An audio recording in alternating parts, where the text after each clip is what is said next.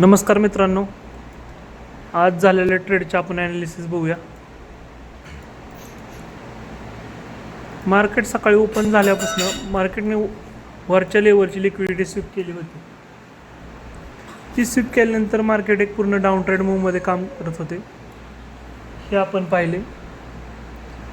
त्यानंतर आपण एक सेल साईडचा ट्रेड प्लॅन करण्याचा निर्णय घेतला, कारण मार्केट पूर्णपणे डाऊन ट्रेडमध्ये होते.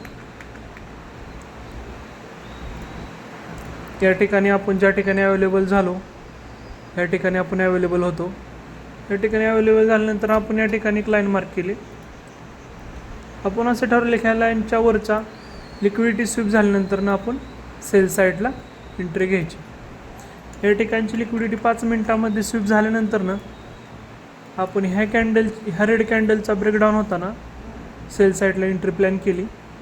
यामध्ये आपला ऑलमोस्ट एसेल 67 पिप होता आणि आपल्याला यामध्ये टार्गेट 133 पिप आपल्याला टार्गेट मिळालेलं आहे. मार्केट डाऊन ट्रेंडमध्ये असल्यामुळे सेल साईड ट्रेड जास्त रिवॉर्ड रेशो देत आहेत आणि चांगले बनत पण आहेत. त्यानंतर मार्केटने मोठ्या प्रमाणात फॉल केलं. जवळजवळ आपल्या एंट्रीपासून मार्केटने 600 ते 700 पिप मार्केटने फॉल केलेला आहे. पण आपण एंट्री आपल्या लवकरच बनवत असतो. अशाच प्रकारचे व्हिडिओ पाहण्यासाठी आपल्या चॅनलला लाईक करा, सबस्क्राईब करा. धन्यवाद.